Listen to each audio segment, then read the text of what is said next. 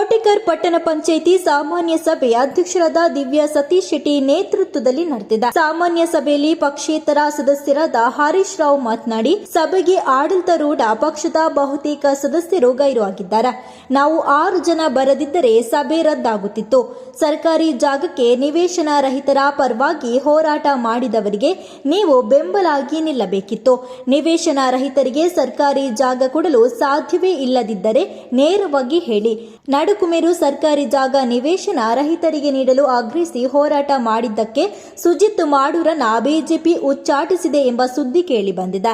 ಈ ಕಾರಣದಿಂದಾಗಿ ಬಿಜೆಪಿಯ 7 ಸದಸ್ಯರು ಗೈರಾಗಿರಬಹುದು. ಇಲ್ಲಿ ರಾಜಕೀಯವಾಗುತ್ತದೆಯೇ ಹೊರತು ಇಲ್ಲಿ ಬೇರೆ ಕೆಲಸ ಆಗುತ್ತಿಲ್ಲ ಎಂದಿದ್ದಾರೆ. ಇದಕ್ಕೆ ಅಧ್ಯಕ್ಷರಾದ ದಿವ್ಯಾ ಸತೀಶ್ ಉತ್ತರಿಸಿ, ಸುಜಿತ್ ಮಾಡೂರು ಅವರನ್ನ ಉಚ್ಚಾಟನೆ ಮಾಡಿರುವುದು ಪಕ್ಷಕ್ಕೆ ಸಂಬಂಧಿಸಿದ ವಿಚಾರ. ಈ ಬಗ್ಗೆ ಇಲ್ಲಿ ಚರ್ಚೆ ಬೇಡ ಎಂದಿದ್ದಾರೆ.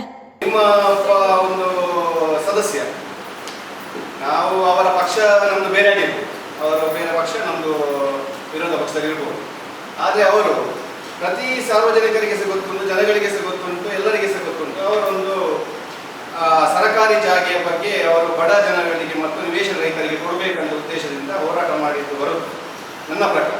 ಮತ್ತು ಹೊರಗಿನ ವಿಷಯ ನಮಗೆ ಗೊತ್ತಿಲ್ಲ. ಇಲ್ಲಿ ಆದ ವಿಷಯ ಸಾರ್ವಜನಿಕರಿಗೆ ನಮ್ಮ ಕೋಟೆಕರ್ ಪಂಚಾಯತ್ನಲ್ಲಿ ಎಷ್ಟು ಸರ್ಕಾರಿ ಜಾಗ ಇದೆ ಅದು ಸರ್ವೆ ಮಾಡಿ ಬಡ ಜನಗಳಿಗೆ ನಿವೇಶನ ರಹಿತವಾಗಿ ಹಂಚಬೇಕಂತ ಹೇಳಿ ಅವರೊಂದು ಹೋರಾಟ ಮಾಡಿದ್ರು. ನಾವು ಕೂಡ ಸೇರಿ ಸಾರ್ವಜನಿಕರಿಗೆ ಈ ಭೂಮಿಯನ್ನು ಪಾರದರ್ಶಕವಾಗಿ ಕೊಡಬೇಕಂತೇಳಿ ಪ್ರತಿಭಟನೆ ಮಾಡಿದ್ವಿ.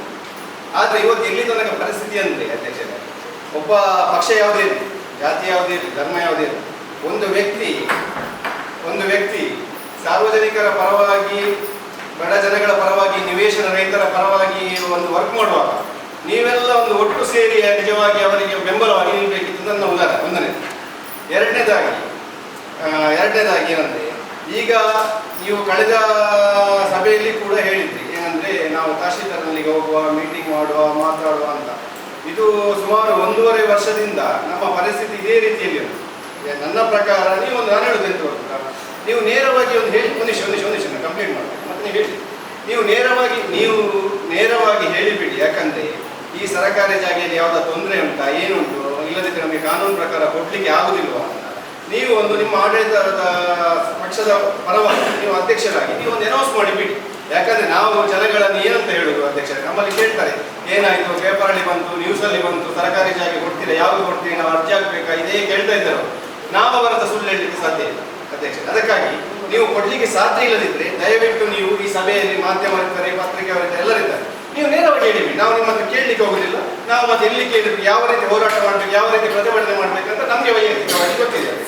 ಇದನ್ನು ನೀವು ಹೇಗೆ ಒಂದು ಸ್ಪಷ್ಟತೆ ಕೊಡಿ. ಯಾಕಂದ್ರೆ ನೀವು 4 ಜನ ಇದ್ದು ಸಭೆ ಮಾಡಲಿಕ್ಕೆ ಚಾನ್ಸ್ ಇಲ್ಲ. ನಾವು ವಿರೋಧ ಪಕ್ಷದವರು ಆದರೂ ಕೂಡ ಸಾರ್ವಜನಿಕರಿಗೆ ಯಾವುದೇ ರೀತಿಯ ತೊಂದರೆ ಆಗಬಾರ್ದು ಅಂತ ಹೇಳಿ ಈ ಬಹುಜನ ಯೋಜನಾ ಇವರು ಅಧಿಕಾರಿಗಳೆಲ್ಲ ಬಂದಿದ್ರು, ಉಳಿದ ಇಲಾಖೆಗಳ ಅಧಿಕಾರಿಗಳು ಬಂದಿದ್ರು.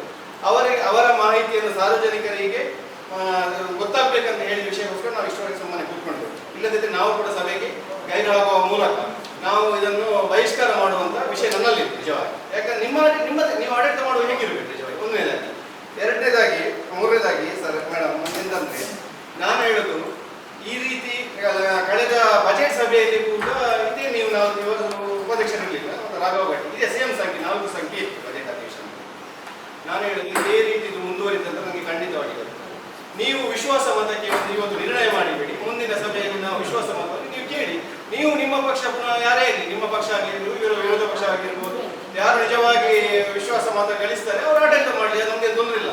ನಾನು ನಿಮ್ಮ ಹತ್ರ ಪುನಃ ನೀವು ಮನಸ್ಸನ್ನು ಹೇಳ್ಕೊಡಿ, ನನಗೆ ಕೇಳಿದಂತ ವೈಯಕ್ತಿಕ ಹೇಳ್ಕೊಡಿ. ಯಾಕಂದ್ರೆ ಇದು ಸಾರ್ವಜನಿಕರು ಕೇಳ್ತಿದ್ರೆ ಅವ್ರು ಏನು ಮಾಡಿದ್ದಾರೆ, ಮಾಧ್ಯಮದಲ್ಲಿ ಬಂದದೇನು, ಮಾಧ್ಯಮದಲ್ಲಿ ಪ್ರತಿ ಸಭೆಯಲ್ಲಿ ಬಂದದ್ದು ಸರ್ಕಾರಿ ಜಾಗೆಯ ಬಗ್ಗೆ ಮಾತಾಡಿ ಬಂದದ್ದು ಹೌದಾ.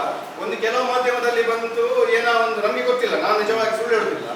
ಕೆಲವು 2-3 ಮಾಧ್ಯಮಗಳಲ್ಲಿ ಬಂತು ಏನಂದ್ರೆ ನಡುಕುಮೇರ ವಿಷಯದಲ್ಲಿ ಏನೋ ಒಂದು ವಿಷಯ ಆಗಿದೆ, ಅದಕ್ಕೋಸ್ಕರ ಇವರು ಹೋರಾಟ ಮಾಡಿದಕ್ಕೋಸ್ಕರ ಅವರನ್ನು ನಿಮ್ಮ ಪಕ್ಷದ ಮುಖಂಡರು ಇವರನ್ನು ವಜಾಗೊಳಿಸಿದ್ರು ಅಂತ ಮಾಹಿತಿ ಉಂಟು. ಸಾರ್ವಜನಿಕರ ವಲಯದಲ್ಲಿ ಇದೇ ಕೂಡ ಚರ್ಚೆ ಇದೆ.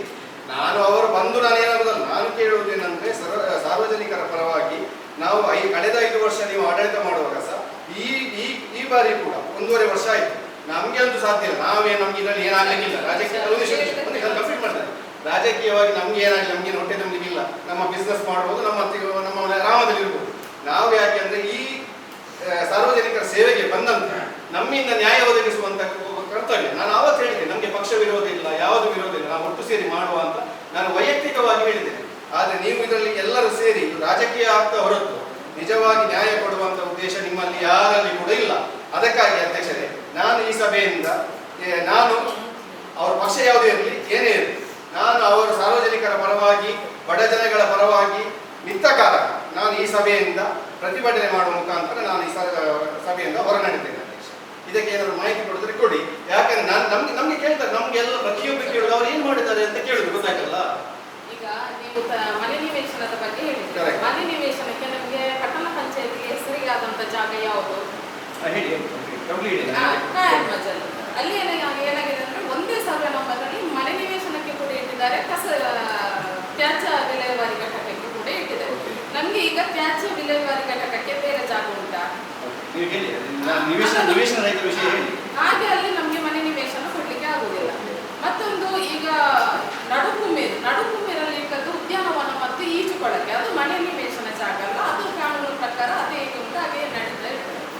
ಮತ್ತೆ ತಹಶೀಲ್ದಾರ್ ಹತ್ರ ನಾನು ನಿಮ್ಮ ಹತ್ರ ಮೊನ್ನೆ ಮಾತಾಡಿದೆ. ತಹಶೀಲ್ದಾರ್ 2-3 ಸಾರಿ ಫೋನ್ ಮಾಡುವಾಗ ಕೂಡ ಮೀಟಿಂಗ್ ಉಂಟಂತ. ಲಾಸ್ಟ್ ಈಗ 3 ದಿನದಲ್ಲಿ ಕೂಡ ಅವರು ಇರಲಿಲ್ಲ. ತಹಶೀಲ್ದಾರ್ ಹತ್ರ ನೀವೇ ಹೇಳಿದ್ದೀರಾ ಯಾವಾಗ ಸಾಮಾನ್ಯ ಸಭೆ ಅಲ್ಲ ಮುನ್ನೆ ಮಾತಾಡುವಾಗ ಹೇಳಿದ್ರೆ ಪರವಾಗಿಲ್ಲ, ಸಾಮಾನ್ಯ ಸಭೆ ಕಳೆದು ಮತ್ತೆ ಹೋಗುವ ಅಂತ. 1 ವಾರ ನೀವು ಕೂಡ ಸ್ವಲ್ಪ ಅಲ್ಲಿ ಯಾವುದು ಕಾರ್ಯಕ್ರಮ ಇದ್ದ ಕಾರಣ ಬಿಸಿ. ಮತ್ತೆ ಉಚ್ಚಾಟನೆಯ ಬಗ್ಗೆ ಅದನ್ನು ಇಲ್ಲಿ ಮಾತಾಡುವುದಲ್ಲ, ಅದೇನಿದ್ರು ಅದು ಪಕ್ಷದ ಉಚ್ಚಾಟನೆ ಬಗ್ಗೆ ನಾನು ಮಾತಾಡಿದೆ ಅಲ್ಲ. ಉಚ್ಚಾಟನೆ ನಾನು ಇಲ್ಲಿ ಕೇಳಿ ಅಧ್ಯಕ್ಷರೇ, ನಾನು ಕೇಳುವುದಂತಂದ್ರೆ ಕಾನೂನು ಪ್ರಕಾರ ಎಷ್ಟು ಜನ ಬೇಕು? 17 ಸಂಖ್ಯೆ ನಿಮ್ಗೆ ಗೊತ್ತಿದೆ. ಇವಾಗ ಇರೋದು ನೀವು 4 ಜನ. ನಾವು ವಿರೋಧ ಪಕ್ಷವಾಗಿ ನಿಜವಾಗಿ ನಾವು ವಿರೋಧ ಮಾಡಿ ನಾವು ಬಹಿಷ್ಕಾರ ಹಾಕಿದ್ರೆ ನೀವು ಸಾಮಾನ್ಯ ಸಭೆ ಮಾಡ್ಲಿಕ್ಕೆ ಉಂಟು ಅಧ್ಯಕ್ಷರೇ.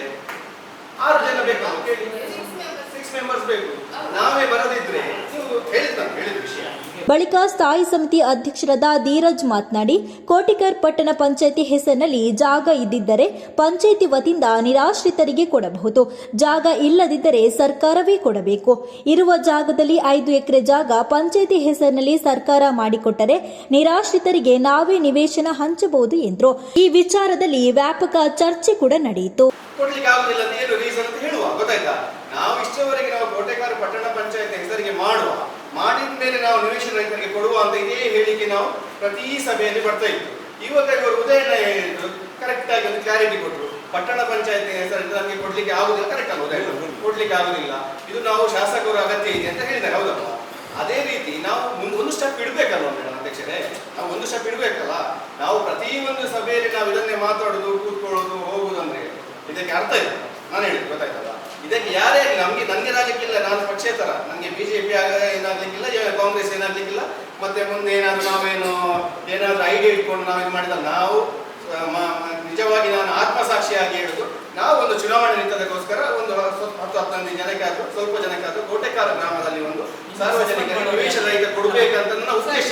ಇದನ್ನು ನಾನು ಪ್ರತಿ ಸಲ ಹೇಳ್ತಾ ಇದ್ದೇವೆ, ನೀವು ಪ್ರತಿ ಸಲ ಮಾತಾಡ್ತಾ ಇದ್ದೀರಿ, ಆದ್ರೆ ಯಾವ ರೀತಿಯ ಒಂದು ಕಾರ್ಯರೂಪಕ್ಕೆ ಬರುದಿಲ್ಲ. ನೋಡಿ ಈಗ ನೀವು ಈ ತನಕ ಕೋಟೆಕಾರ ಪಟ್ಟಣ ಪಂಚಾಯತ್ ಹೆಸರಿಗೆ ಬರ್ಬೇಕು ಅಂತ ಹೇಳಿದ್ರಿ. ಈಗ ಇದೇ ಉದಯಣ್ಣ ಅವರು ಹೇಳಿದ್ರು, ಕೋಟೆಕಾರ ಪಟ್ಟಣ ಪಂಚಾಯತ್ ಹೆಸರಿಗೆ ಬರೋದು ಬೇಡ, ನಾವು ಶಾಸಕರ ಜೊತೆಯಲ್ಲಿ ಮಾತಾಡುವ, ಅದು ಹೇಳಿದ್ರು, ಒಟ್ಟಿಗೆ ಸೇರಿ ಮಾತಾಡುವ, ಸರ್ಕಾರದಿಂದ ಕೊಡುವ ಅಂತ ಹೇಳಿದ್ರು. ಹಾಗಾದ್ರೆ ಒಂದು ನಿಮಿಷ, ಈಗ ನಾವು ಕೋಟೆಕಾರ ಪಟ್ಟಣ ಪಂಚಾಯತ್ ಹೆಸರಿಗೆ ಯಾಕೆ ನಾವು ಸರ್ವೆ ಮಾಡಿದ್ದೇವೆ? ಈಗ ಎಲ್ಲ ಕಡೆ ಅದೇ ರೀತಿ ಮಾಡಿದ್ರು, ಕೋಟೆಕಾರ ಪಟ್ಟಣ ಮನೆ ಹೆಸರು ಬರಲೇಬೇಕು. ಅಲ್ಲ, ನನಗೆ ಗೊತ್ತಿಲ್ಲ ನಿಜವಾಗಿ ಕ್ರಮ.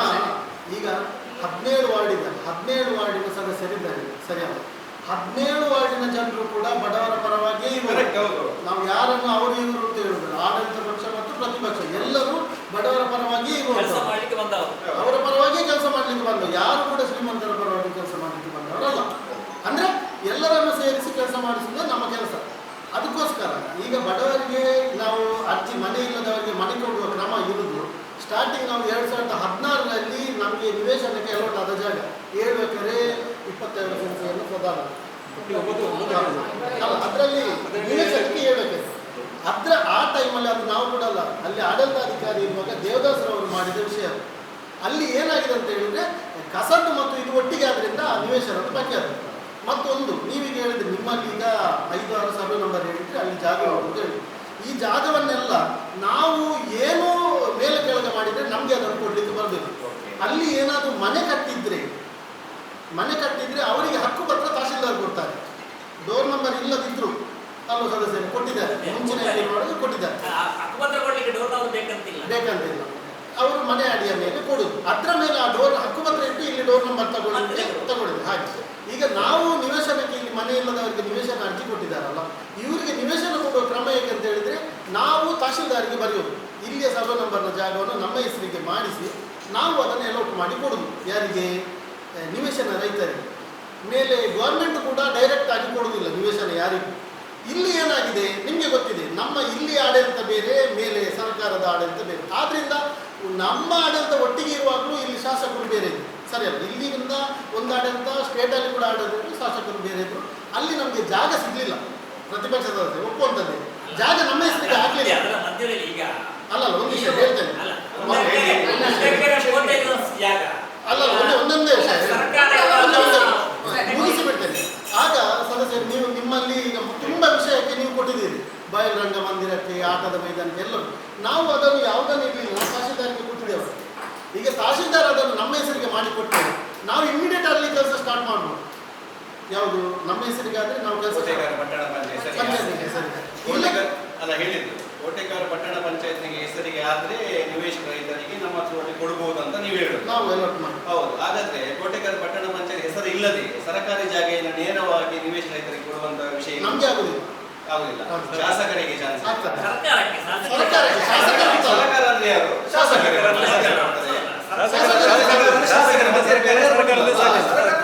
ಕೊಡ್ತಾರಲ್ವಾ? ಹೌದು. ಅಲ್ಲ, ಆಡಳಿತ ಪಕ್ಷ ಇಲ್ಲಿ ಕೇಳಿ, ನಾವು 1.5 ಕಳೆದ ದಯವಿಟ್ಟು ತಪ್ಪು ತಿಳ್ಕೊಳ್ರಿ. ಇಲ್ಲ, ನಾನು ನಿಮ್ಮನ್ನು ಅಪೋಸ್ ಮಾಡೋದಲ್ಲ, ನಾವು ಹಾಗೆ ಚರ್ಚೆ ಮಾಡಿ ಗೊತ್ತಾದ್ರೆ ಮಾತ್ರ. ನಾವು ಕಳೆದ ಬಾರಿಯಿಂದ 1.5 ನೀವೊಂದು ಯೋಚನೆ ಮಾಡಿ, 1.5 ವರ್ಷದಿಂದ ನಾವು ಇದು ಆಡಳಿತ ಬಂದಂತ ನಾವು ಇದನ್ನೇ ಮಾತಾಡ್ತಿದ್ದೇವೆ. ಒಂದನೇದಾಗಿ 1.5 ವರ್ಷ ಹಿಂದೆ ಅಧಿಕಾರಿಯವರ ಆಡಳಿತ ಇರುವಾಗ 3 ವರ್ಷವಾಗಿ ಒಂದು ಮೂಲಭೂತ ಸೌಕರ್ಯ, ಮೂಲಭೂತ ಸೌಕರ್ಯ ಕೊಡ್ಬೇಕಂತ ಹೇಳಿ ಆಗ ಹೇಳಿದ್ದೆ ನಾನು 4-5 ಲೈನ್ ಹೋಗಿಲ್ಲ ಅಂತ. ಅಲ್ಲಿ ಮೂಲಭೂತ ಸೌಕರ್ಯ ಕೊಡ್ಬೇಕಂತ ಸರ್ಕಾರಿ ಜಾಗ ಇದ್ದು ಕೂಡ ರಸ್ತೆ ಕೊಡ್ಲಿಕ್ಕೆ ಅಂತ ಹೇಳಿ ಅರ್ಜಿ ಕೊಟ್ಟಿದ್ದೇನೆ. ಅದೇ ರೀತಿ ಕ್ರೀಡಾಂಗಣ ಬೇಕು, ಬಯಲು ರಂಗ ಮಂಟಪ ಬೇಕಲ್ಲ. ನೀವು ಅದು ಹಕ್ಕುಪತ್ರಕ್ಕೆ ಕೊಟ್ಟದಲ್ಲ? ಯಾವುದು ಅರ್ಜಿ ಇಲ್ಲಲ್ಲ, ತಹಶೀಲ್ದಾರಿಗೆ ಕೊಟ್ಟ ಹಕ್ಕುಪತ್ರಕ್ಕೆ ಕೊಡ್ಲಿಲ್ಲ. ನಾನೆಲ್ಲ ಮುಖ್ಯಾಧಿಕಾರಿ ಹತ್ರಲ್ಲೇ ಕೊಟ್ಟದ್ದು, ನನ್ನ ಲೆಟರ್ ಇದೆ, ಅದು ಇದೆ. ನಾನು ಹೇಳಿದ್ದು ಯಾವುದು ಕೆಲಸ ಆಗದಿದ್ರೆ ನಾವು ಏನ್ ಮಾಡ್ಲಿಕ್ಕೆ ಅಂತ ಹೇಳುದು. ನಾವು ಖಾಲಿ ನೀವು 5 ಲಕ್ಷ ಕೊಡ್ತೀರಾ, ಅದು ಭಾರಿ ಕಷ್ಟದಲ್ಲಿ ಕೊಡ್ತೀರಾ? 5 ಲಕ್ಷ ಕೊಡ್ತೀರಾ? ನಾವು ಒಂದು 85 ಮೀಟರ್ ರೋಡ್ ಮಾಡ್ತೇವೆ, ಮತ್ತೆ 2-3 ಆಗ್ತೇವೆ. ನಾವು ಇದಕ್ಕೋಸ್ಕರ ಮಾತ್ರ ಇರುವುದು. ನಾವು ನಮ್ಮ ಹಕ್ಕನ್ನು ನಾವು ಕೇಳಲಿಕ್ಕೆ ಆಗುದಿಲ್ವಾ? ನಮಗೆ ಶಾಸಕರಾದ್ರೆ ಯಾರಾದ್ರೆ, MP ಯಾರಾದ್ರೆ ನಾವು ಒಟ್ಟಿಗೆ ಸೇರಿ ಮಾತಾಡಿ ಅದಕ್ಕೆ ಒಂದು ಎಣ್ಣೆ ತರಬಹುದಲ್ಲ ಅಧ್ಯಕ್ಷ? ನಾನು ಹೇಳಿದ್ದು ಪ್ರತಿ ಸಭೆ ಒಂದು ನಿಮಿಷ, ದಯವಿಟ್ಟು ನನಗೆ ತುಂಬಾ ಬೇಸರ ಆಗ್ತಾ ಉಂಟು. ನೀವು ಇದೇ ರೀತಿಯನ್ನು ನನಗೆ ಉತ್ತರ ಕೊಡ್ತಾ ಇದ್ದೀರಾ, ನಾನು ಹೇಳಿದಲ್ಲ, ಇದೇ ರೀತಿ ಉತ್ತರ ಕೊಡ್ತಾ ಇದ್ದೀರಾ. ಅದೇ ಯಾವುದೇ ರೀತಿಯ ಒಂದು ಸ್ಟೆಪ್ ಕೂಡ ಮುಂದೆ ಹೋಗಲಿಲ್ಲ ಅಧ್ಯಕ್ಷ. ಇದು ಮಾತ್ರ 100% ಆಗಿದೆ. ಇನ್ನು 1.5 ವರ್ಷ ಆದ್ಮೇಲೆ ನಿಮ್ಮ 1 ವರ್ಷ ಆಡಳಿತ ಹೋಗ್ತದೆ, ಮುಗೀತದೆ, ಗೊತ್ತಾಯ್ತಲ್ಲ? ನಂತರ ಇನ್ನೊಬ್ರು ಮಾಡ್ತಾರೆ, ನೀವು ಇಲ್ಲಿ ಬಂದು ಕೂತ್ಕೊಂಡು ನೀವು ನಮ್ಮ ನೀವು ಮಾತಾಡ್ತೀರಿ, ಪುನಃ 2.5 ವರ್ಷ ಹೋಯ್ತು, ಕಂಪ್ಲೀಟ್ ಕ್ಲೋಸ್, ಚುನಾವಣೆ ಮಾಡ್ತದೆ, ಆಗ್ತದೆ. ಹಾಗಾದ್ರೆ ನಾವು ನ್ಯಾಯ ಕೊಡುವವರು ನಾವು ಮಾತಾಡ್ಬೇಕಾ? ನಿಜವಾಗಿ ನಾವು ಅಧಿಕಾರಿ ನೋಡಿ, ಅಧಿಕಾರಿ ಇರ್ಬೋದು, ಯಾರು ಎಲ್ಲ ಪ್ರತಿಯೊಬ್ಬರು ನೀವು ಹೇಳಿದಾಗೆ ಒಳ್ಳೆ ಉದ್ದೇಶ ಮಾಡಬೇಕು, ಜನಗಳಿಗೆ ನಮ್ಮಿಂದ ಸೇವೆ ಮಾಡಬೇಕಂತ ಪ್ರತಿಯೊಬ್ಬರು ಮೆಂಬರ್ ಆಗಿರ್ಬೋದು, ಅಧ್ಯಕ್ಷ ಆಗಿರ್ಬೋದು, ಆಡಳಿತ ಪಕ್ಷವಾಗಿರ್ಬೋದು, ವಿರೋಧ ಪಕ್ಷವಾಗಿರ್ಬೋದು, ನಾನು ಕಂಪ್ಲೀಟ್ ಆಗಿ ನಾನು ಹೇಳುದು ಉದ್ದೇಶ ಎಲ್ಲ ಒಂದೇ, ಅದನ್ನು ನಾವು ಒಟ್ಟು ಸೇರಿ ಒಂದು ಕಂಪ್ಲೀಟ್ ಆಗಿ ಮುಟ್ಟಿಸ್ಬೇಕಲ್ಲ ಅಧ್ಯಕ್ಷ? ಈಗ ನೀವು ಇದನ್ನು ಹೇಳುದು ಅಂತ ಹೇಳಿದ್ರೆ ವಿಪರ್ಯಾಸ. ಯಾಕೆ ಗೊತ್ತಾ? ನೀವಾಗಿ ಬೇರೆ ಸದಸ್ಯರು ಗೊತ್ತಿರೋರು, ಬೇರೆ ಯಾರು ಅಂತ ಹೇಳಿದ್ರೆ ಸ್ವಲ್ಪ ಆ ಕಡೆಗೆ ಗೊತ್ತಿರೋದಿಲ್ಲ. ಹಾಗೆ ನೀವು ಎಲ್ಲ ಸರ್ಕಾರಿ ಜಾಗವನ್ನು ನೋಟಿಫೈ ಮಾಡಿದವರು, ಅದನ್ನು ಕಂಡುಹಿಡಿದವರು, ಅದರ ಹಿಂದೆ ಹೋದವರು, ತಹಶೀಲ್ದಾರ್ನ ಕಚೇರಿಯಲ್ಲಿ ಕೂಡ ತುಂಬ ನೀವು ಕಾರ್ಯಾಚರಣೆ ಮಾಡಿರೋರು. ಹಾಗೆ ಈಗಿರುವಾಗ ನಿಮ್ಗೆ ಈ ವಿಷಯ ಗೊತ್ತಿಲ್ಲ ಅಂತ ಹೇಳಿದ್ರೆ ತುಂಬಾ ವಿಷಯ ಅಲ್ಲ. ಇದು ಪಟ್ಟಣ ಪಂಚಾಯತ್ ಹೆಸರಿಗೆ ಆಗದೆ ನಿವೇಶನ ಕೊಡ್ಲಿಕ್ಕೆ ಆಗುದಿಲ್ಲ ಅಂತ ನನ್ನ ಸಾಯಿನಗರದ ಸರ್ವೆ ನಂಬರ್ 222ರಲ್ಲಿ ನಾನು ಚುನಾವಣೆ ನಿಲ್ಲುವ ಮೊದಲೇ ಕೇಳಿ 9 ಎಕರೆ ಜಾಗೆಯಲ್ಲಿ 1 ಎಕರೆ 42 ಸಂಖ್ಯೆ ಉಳ್ಳಾಲ ಕಡಲ ಕೊಟ್ಟು ಇಟ್ಟಿದ್ದಾರೆ. ಆಗ ಪಟ್ಟಣ ಪಂಚಾಯತ್ಗೆ ಆಗಿ ಹೆಸರಿಟ್ಟದ್ದು ಅಲ್ಲಲ್ಲ, ಅದನ್ನೇ ಹೇಳುದು. ನಾವು ನಮ್ಮ ಹೆಸರಿಗಾಗದೆ ನಾವಿಲ್ಲಿ ಒಂದೇ ಒಂದು ನಿವೇಶನ ಕೊಡ್ಲಿಕ್ಕೆ ಆಗುದಿಲ್ಲ. ನಾವಿಲ್ಲಿ ಅರ್ಜಿ ತಗೊಂಡಿದ್ದೇವಲ್ಲ, ಅರ್ಜಿ ತಗೊಂಡದ್ದು ಯಾವಾಗ ನಮ್ಮ ಹೆಸರಿಗೆ 7.5 ಎಕರೆ ನಿವೇಶನ ಕೊಡ್ಲಿಕ್ಕೆ ಜಾಗ ನಮ್ಮ ಹೆಸರಿಗೆ ಮಾಡಿಕೊಟ್ಟಿದ್ದಾರೆ ಸರಿ. ತಹಶೀಲ್ದಾರ್. ಹಾ. ಅದನ್ನು ಇಟ್ಟು ನಾವು ಇಲ್ಲಿ ಎಲ್ಲ ಅರ್ಜಿ ಹಾಗಾದರೆ ನಾವೀಗ ನಿಮ್ಮ ಪ್ರಕಾರ ಸರ್ಕಾರಿ ಜಾಗೆಯನ್ನು ನಾವು ಕೋಟೆಕಾರ ಪಟ್ಟಣ ಪಂಚಾಯತಿಗೆ ಸೇರಿಸುವ ಮಾತ್ರ ಬಿಟ್ಟು ಬೇರೆ ಯಾವುದೇ ರೀತಿಗೆ ನಮ್ಮಿಂದ ನಾವು ಕೆಲಸ ಮಾಡ್ಲಿಕ್ಕೆ ಆಗುದಿಲ್ಲ, ಯಾವುದು ನಿವೇಶನ ರೈತರಿಗೆ ಕೊಡ್ಲಿಕ್ಕೆ ಆಗುದಿಲ್ಲ ಅಂತ ನಿಮ್ಮ ಉದ್ದೇಶ ನಿಜವಾಗಿ ಯಾವುದು? ಅಲ್ಲ, ಹಾಗೇನಲ್ಲ. ನಾವು ಹೇಳುದು ನಾವು ಕೊಡುವುದಾದ್ರೆ ಪಟ್ಟಣ ಪಂಚಾಯತ್ ಹೆಸರಿಗೆ ಆಗ್ಬೇಕಂತಂದ್ರೆ ಅದನ್ನು ನಾವು ಮಾಡಿಸ್ಬೇಕು ಅಷ್ಟನ್ನೇ. ಅದು ನಾವೀಗ ಎಲ್ಲ ಸಭೆ ನಾವು ಒಟ್ಟು ಒಂದು ನಿರ್ಣಯ ಮಾಡಿದ್ದೇವೆ. ನೋಡಿ, ನೀವು ನೀವು ಇದ್ದೆ, ಇಲ್ಲ, ಇಲ್ಲ, ಒಂದು ಹೇಳ್ತೇನೆ. ನೀವು ಇರುವಾಗಲೇ ಇಲ್ಲಿ ಮಾತಾಡ್ತೀರಾ? ಇಲ್ಲಪ್ಪ, ನಮ್ಗೆ ಗೊತ್ತಲ್ಲ. ಇಲ್ಲ ನಮ್ಗೆ ಗೊತ್ತಲ್ಲ. ಅದ್ರಲ್ಲಿ ರಾಜಿ ಆವಾಗ ನಿಮ್ಮ ನಾವು ನಿಮ್ಮ ಹತ್ತಿರದ ಸದಸ್ಯರ ಹತ್ರ ಒಮ್ಮೆ ಕೇಳಿ ನೋಡಿ. ತಹಶೀಲ್ದಾರ್ ನಮ್ಮ ಹೆಸರಿಗೆ ಮಾಡಿ ಕೊಡದೆ ನಮ್ಗೆ ನಿವೇಶನ ಕೊಡ್ಲಿಕ್ಕೆ ಬರ್ತದ ಅಂತ ನೀವು ಜಸ್ಟ್ ಅವರ ಹತ್ರ ಕೇಳಿ ನೋಡಿ. ಅದನ್ನು ಯಾರು ಮಾಡಿಸ್ಬೇಕು ಅಧ್ಯಕ್ಷ? ನಾವೇ ಮಾಡಿಸ್ಬೇಕು, ಹೌದು. ಸರಿಯಾ? ಹಾ. ನಾವು ನಿರ್ಣಯ ಮಾಡಿ ಎಲ್ಲ ಗ್ರಾಮದ ಸರ್ಕಾರಿ ಜಾಗವನ್ನು ನೀವಿದ್ದೆ ಸರ್ವಾನುಮತದಿಂದ ಎಲ್ಲ ಜಾಗವನ್ನು ನಮ್ಮ ಹೆಸರಿಗೆ ಮಾಡಿಕೊಡ್ಬೇಕು ಅಂತ ನಾವು ಕೊಟ್ಟಿದ್ದೇವೆ. ಖಂಡಿತ. ಅಲ್ಲಿ ಹೆಸರಿಗೆ ಕೊಟ್ಟಿದ್ದೇವೆ. ಅದು ನೋಡಿ, ಅಡ್ವಾನ್ಸ್ ಆಗಿ ಜಿಲ್ಲಾಧಿಕಾರಿ ಕೊಟ್ಟಿದ್ದಾರೆ. ಒಟ್ಟು ಅದು ಮೂವ್ ಆಗಲಿಲ್ಲ. ನಾವು ಯಾಕೆ ಒಂದು ಸಲ ಆಗುದಿಲ್ಲ? ಹೋಗ್ತೇವೆ, 2 ಸಲ ಹೋಗ್ತೇವೆ. ಯಾಕೆ ಆಗುದಿಲ್ಲ? ಯಾಕೆ ಆಗುದಿಲ್ಲ ಹೇಳಿ? ಹೇಳಿ, ಅದನ್ನು ಹೇಳಿ ಸದಸ್ಯ. ಬಳಿಕ ಅಹಮದ್ ಅಜ್ಜಿನಡ್ಕ ಹಾಗೂ ಎಸ್ಡಿಪಿಐ ಕೌನ್ಸಿಲರ್ ಸಲೀಮಾ ಅವರು ಟೆಂಡರ್ ಹಾಗೂ ನೀರಿನ ಬಗ್ಗೆ ಪ್ರಸ್ತಾಪಿಸಿದರು. ನೀವು ಸ್ಥಳ ಪರಿಶೀಲನೆ ಹೇಳಿದ್ದೀರಾ? ಸ್ಥಳ ಪರಿಶೀಲನೆ ಸ್ಥಳ ಪರಿಶೀಲನೆ ಅಲ್ಲ, ನೀವು direct tender ಕರೆದಿದ್ದೀರಲ್ಲ.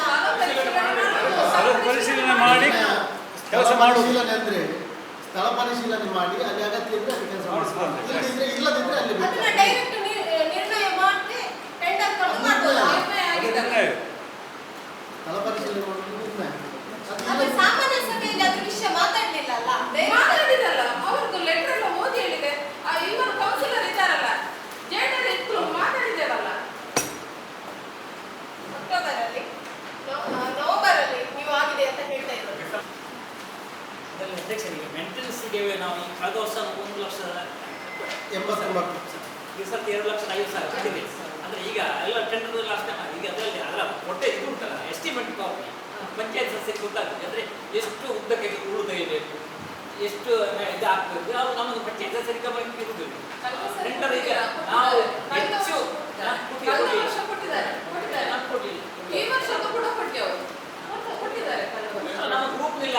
ಅಂದ್ರೆ ಈಗ ಎಸ್ಟಿಮೇಟ್ ಕಾಪಿ ನೀವು ಹಾಕಿದರೆ ಕೆಲವು ಎಸ್ಟಿಮೇಟ್ ಎಲ್ಲ ನಮಗೆ ಜೀರ್ಣ ಮಾಡಿ ಕಷ್ಟ ಆಗ್ತದೆ. ನಿಮ್ಮ ಭಾಷೆ ನಿಮಗೆ ಜೀರ್ಣ ಆಗ್ತದೆ, ನಮಗೆ ಜೀರ್ಣ ಆಗಬೇಕಾದ್ರೆ ಏನಾಗಬೇಕು, ಸ್ವಲ್ಪ ವಿವರಣೆ ಆಗಿ ಎಕ್ಸ್ಪ್ಲೈನ್ ಆಗಿ ಒಂದು ಕನ್ನಡದಲ್ಲಿ ಒಂದು ಮಾಡಿ ಇಷ್ಟು ವರ್ಷ ಕೆಲಸ ಮಾಡಬೇಕಾಗ್ತದೆ, ಇಷ್ಟು ಉದ್ದಕ್ಕೆ ಉಳಿದೇ ಇರಬೇಕು, ಇಷ್ಟು ಅದಕ್ಕೆ ಒಂದು ವ್ಯವಸ್ಥೆ ಮಾಡಿದ್ವಿ ನಾವು ಅವರೊಂದಿಗೆ ಇದು ಮಾಡಬೇಕು. ಅದು ಗ್ರೂಪಲ್ಲಿ ಅಲ್ಲ, ಒಂದು ಈ ಕಡೆಯಿಂದ ಸ್ಟಾರ್ಟ್ ಮಾಡಿ, ಮತ್ತೊಂದು ಆ ಕಡೆ ಆ ಕಡೆ ತೋಡಕ್ಕೆ ಅಂದ್ರೆ ಕಳೆದ ವರ್ಷ ನಮಗೆ ಟೆಂಡರ್ ಆದದ್ದೆಲ್ಲದೆ ನಮಗೆ ಕೆಲಸ ಮಾಡ್ಲಿಕ್ಕೆ ಆಗಲಿಲ್ಲ. ಟೆಂಡರ್ ಆಗಿ ಬರುವಾಗ ಮಳೆ. ಈಗ ಮುಂದೆ ಕಾರ್ಪೊರೇಷನ್ ಎಲ್ಲ ಮುಂದೆ ಜಿಲ್ಲಾಧಿಕಾರಿಗಳು ಮೀಟಿಂಗ್ ಮಾಡಿ ಅದಷ್ಟು ಬೇಗ ಮಾಡಿ ಪೇಪರ್ನಲ್ಲಿ ನೋಡಿ ಅದನ್ನು ಆದಷ್ಟು ಬೇಗ ಒಂದು ಸೈಡ್ ಆಗ್ತಾ ಉಂಟು, ಇನ್ನೊಂದು ಸೈಡ್ ಸ್ಟಾರ್ಟ್ ಮಾಡಿ ಅಂತ ಹೇಳುದು. ಅದರಲ್ಲೂ ಎಸ್ಟಿಮೇಟ್ ಹೇಗೆ ನೀವು ಹೇಗೆ ಮಾಡ್ತೀರಾ ಇತ್ತೀಚೆಗೆ ಅಲ್ಲ ಈಗ ಮೈನ್ ತೋಡಿನಲ್ಲಿ ಉಂಟು, ಈಗ ರಾಜಕಾಲದೆಲ್ಲ ಬೇರೆ ಉಂಟು, ಒಳತೋಡು ಕೆಲವು ಅದನ್ನೆಲ್ಲ ನಾವು ಮೇಂಟೆನೆನ್ಸ್ಗೆ ಸೇರಿಸಲಿ ಆಗ್ತದೆ. ಇದೇ ಮೇಂಟೆನೆನ್ಸ್